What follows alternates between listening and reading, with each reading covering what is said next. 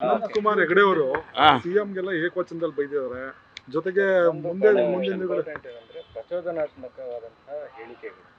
ಬಾಬ್ರಿ ಮಸೀದಿ ಧ್ವಂಸ ಮಾಡ್ದಂಗೆ ಭಟ್ಕಳದಲ್ಲಿ ಮಸೀದಿ ಧ್ವಂಸ ಮಾಡ್ತೀವಿ, ಮಸೀದಿಗಳು ಹೊಡೆದ್ರೆ ಮಂದಿರಗಳೇ ಇದಾವೆ, ಹಿಂದೂ ಸಮಾಜ ಸುಮ್ಮನೆ ಕೂತ್ಕೊಂಡು ಪ್ರೊವೊಕೇಶನ್ ಮಾಡಿದ್ದಾರೆ ಸರ್. ಸರ್ಕಾರ ಹೇಗೆ ನೋಡುತ್ತೆ ಇದನ್ನ? ನೋಡಿ, ಅನಂತ್ ಕುಮಾರ್ ಹೆಗಡೆ ಅವರು ಈ ರಾಜ್ಯದ ಒಬ್ಬ ಸಂಸದರು, ಕೇಂದ್ರದಲ್ಲಿ ಸಚಿವರಾಗಿದ್ದಂಥವರು.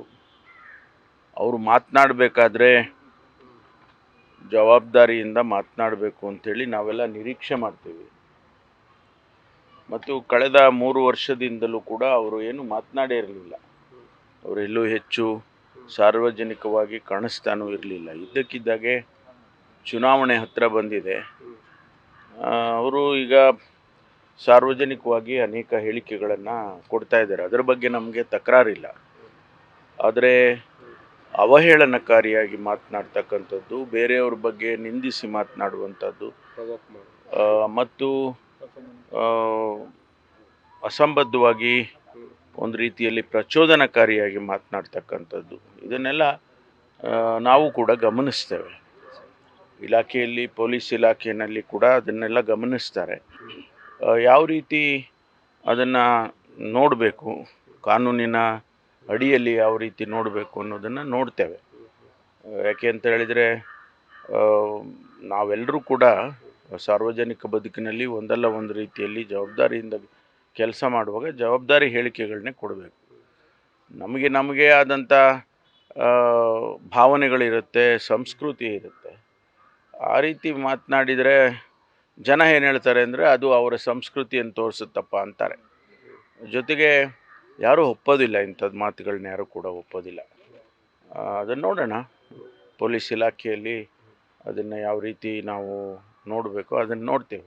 ಸರಿ, ಚುನಾವಣಾ ಪೂರ್ವದಲ್ಲಿ ಕೂಡ ತಾವು ಹೇಳ್ತಾ ಇದ್ರಿ, ಕಾಂಗ್ರೆಸ್ ಪಕ್ಷದ ನಾಯಕರು ನಮ್ಮ ಸರ್ಕಾರ ಬಂದರೆ ಈ ರೀತಿ ದ್ವೇಷ ಭಾಷಣ ಮಾಡುವಂಥವ್ರಿಗೆ ಸರಿಯಾದ ಪಾಠ ಕಲಿಸ್ತೀವಿ ಅಂತ. ಸೊ ಈಗ ಈ ರೀತಿ ಹೇಳಿಕೆ ಕೊಡೋರ ಮೇಲೆ ನೋಡಿ, ಆಕ್ಷನ್ ಮಾಡಬೇಕು. ಸಮಾಜದಲ್ಲಿ ಶಾಂತಿಯನ್ನು ಕಾಪಾಡಬೇಕಾದ ಜವಾಬ್ದಾರಿ ನಮ್ಮದು. ಆ ಶಾಂತಿಯನ್ನು ಕೆದಡುವಂಥ ಮಾತಾಡೋದು ಸರಿ ಕಾಣಿಸುತ್ತಾ? ನೀವೇ ಯೋಚನೆ ಮಾಡಿ. ನಾವು ಹೇಳೋದು ಅವರ ವೈಯಕ್ತಿಕವಾಗಿ ಏನಾದರೂ ಹೇಳ್ಕೊಳ್ಳಿ, ಆದರೆ ಸಮಾಜದ ಶಾಂತಿಯನ್ನು ಕೆದಡ್ತಕ್ಕಂಥ ಕೆಲಸ ಆಗಬಾರ್ದು ಅನ್ನೋದು ಅಷ್ಟೇ. ನಾವೆಲ್ಲ ಸರ್ವ ಜನಾಂಗದ ಶಾಂತಿಯ ತೋಟ ಅಂತ ಹೇಳಿಕೊಂಡು ಏನು ಕೆಲಸ ಮಾಡ್ತೇವೆ? ಅದಕ್ಕಾಗಿ ಅದನ್ನು ಗಮನಿಸಿದ್ದೇನೆ ನಾನು ಕೂಡ. ಅದನ್ನು ಯಾವ ರೀತಿ ಇಲಾಖೆಯಲ್ಲಿ ಯಾವ ರೀತಿ ಅದನ್ನು ನೋಡಬೇಕು ಅದನ್ನು ನೋಡ್ತೇವೆ. ಪೊಲೀಸ್ ಅಧಿಕಾರಿಗಳಿಗೆ ಸೂಚನೆ ಏನಾದರೂ ಕೊಟ್ಟಿದ್ದೀರಾ ಸರ್? ಇಲ್ಲ, ನಾನೇನು ಕೊಟ್ಟಿಲ್ಲ. ಅವ್ರ ಕೆಲಸ ಅವ್ರಿಗೆ ಗೊತ್ತಿದೆ, ಅವ್ರ ಕೆಲಸ ಏನು ಅಂತ.